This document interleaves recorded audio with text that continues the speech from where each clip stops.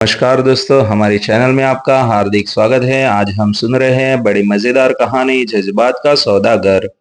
रोमा सारे घरों का काम जल्दी जल्दी निपटा कर तेज कदमों से भाग ही रही थी कि वनीता ने आवाज लगाई। अरे ओ रोमा, नाश्ता तो करती जा। मैंने तेरे लिए ही निकाल कर रखा है। रख दीजिए बीबी जी, मैं शाम को आकर खा लूंगी। अभी बहुत जरूरी काम से जा रही हूँ, कहते हुए रोमा सरपट दौड़ गई। रोमा यहाँ सोसाइटी के कुछ घरों में झाड़ू पोछा बर्तन साफ सफाई का काम करती थी। इस समय वह इतनी तेजी से अपने प्रेमी रोनी से मिलने जा रही थी। रोनी बगल वाली सोसाइटी में मिस्टर मेहरा के यहाँ ड्राइवर था।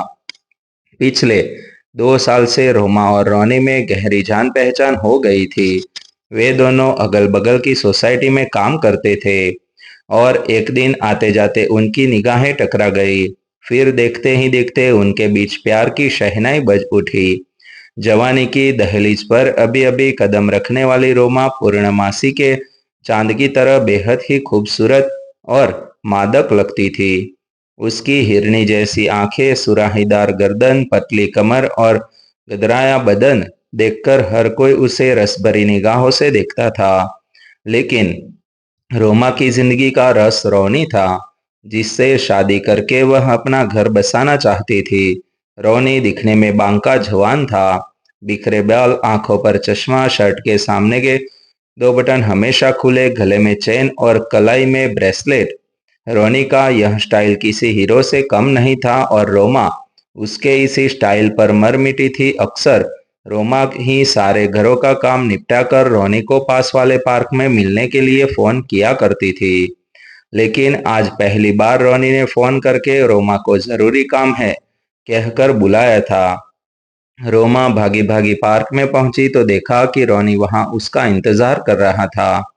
रोमा को सामने देखते ही रोनी ने उसे अपनी बाहों में दबोच लिया। रोमा खुद को छुड़ाते हुए बोली, यही था तेरा जरूरी काम, जो तूने मुझे यहाँ इतनी जल्दी में बुलाया? तुझे पता है कि मैं बनर्जी के घर का काम छोड़कर आई हूँ। अब जल्दी से बोल कि यहाँ मुझे क्यों बुलाया।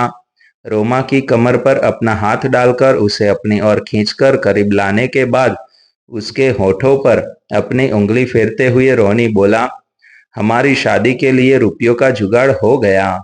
यह सुनते ही रोमा उछल पड़ी और बोली, अरे वाह, यह सब तूने कैसे किया? तेरा मालिक तुझे रुपये उधार देने के लिए तैयार हो गया क्या? रोमा ने ऐसा पूछने पर रोनी के चेहरे पर एक राज भरी मुस्कान और आंखों पर एक अजीब सी शरारत तैर गई और वह रोमा का चेहरा अपने दोनों हाथों में लेकर उसके होठों को चूमने लगा। रोमा झुंझलाकर रोनी से अलग होते हुए बोली, छोड़ मुझे, पहले यह बता कि रुपये कहाँ से आएंगे। अपने हाथों से अपने ही होठों को पोंछते हुए रोनी बोला, तुझे हमारे साहब के बच्चे को जन्म देना होगा। इतना सुनते ही रोमा चीढ़ गई और बोली, तुझे शर्म नहीं आती? कैसी बेशर्मी जैसी बात करता है। मैं भला तेरे साहब के बच्चे की माँ क्यों बनूंगी? रोमा के ऐसा कहने पर रोनी हंसते हुए बोला, अरे, तुझे साहब के बच्चे की माँ नहीं बनना है। बच्चे की माँ तो उनकी बीवी ही रहेगी। तुझे तो बस उनके बच्चे को अपनी कोख में 9 महीने के लिए रखना है।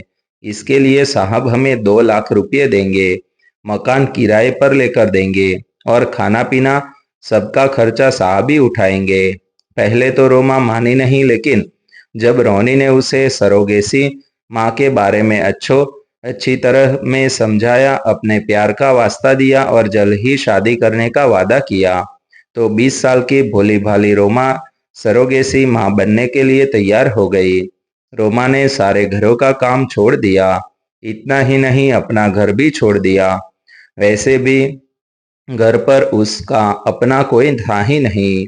बाप पूरा दिन शराब के नशे में पड़ा रहता, उसे अपना होश नहीं रहता था, तो वह अपनी बेटी की फिक्र कहाँ से करता। सौतेली माँ के लिए रोमा बोझ ही थी।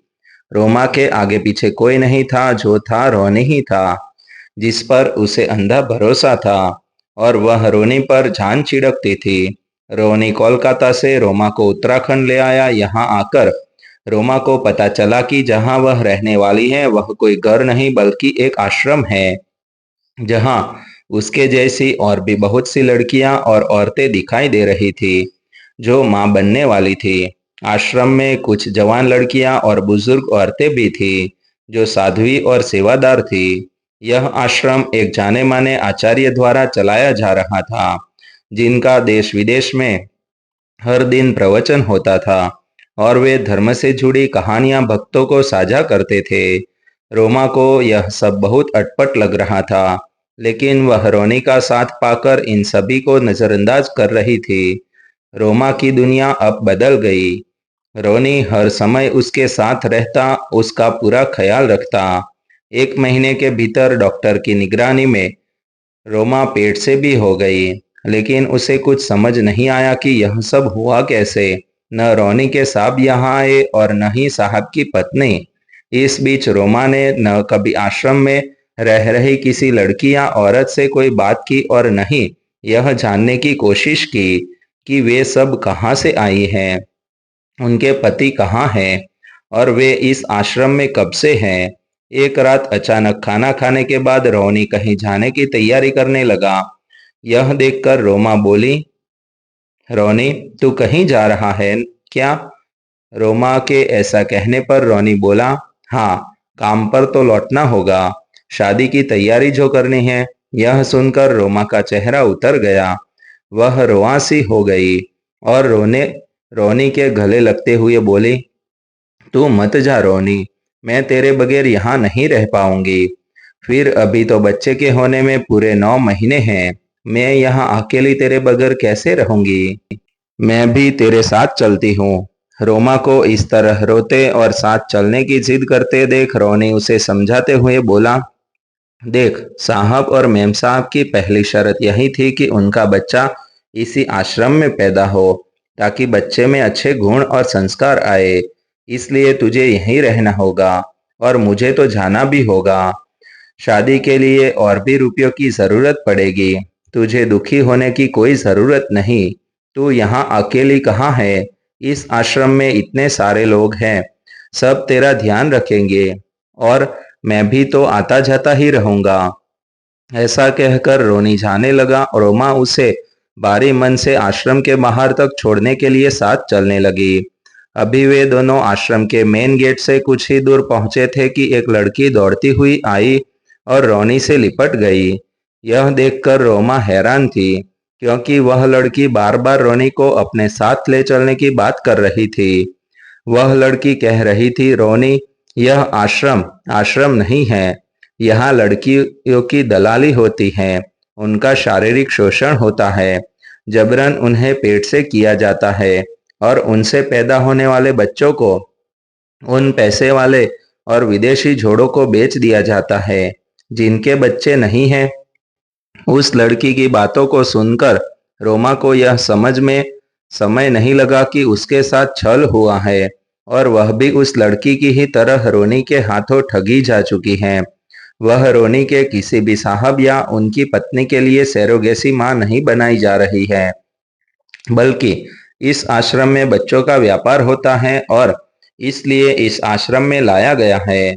रोमा उस लड़की से कोई सवाल करती या फिर रोनी से पूछती कि उसने उसके साथ यह छल क्यों किया।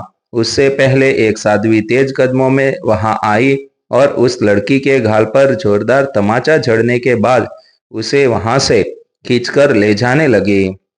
वह लड़की चीख चीख कर रोनी को पुकारती रही और उससे कहती रही, रोनी, मुझे इस नरक से ले चलो। लेकिन रोनी उस लड़की को अनसुना और रोमा को अनदेखा कर आश्रम के गेट से बाहर अपने नए शिकार की तलाश में निकल गया। रोमा हैरान सी खड़ी रोनी को अपनी आंखों से ओझल देते हुए देखती ही रह गई।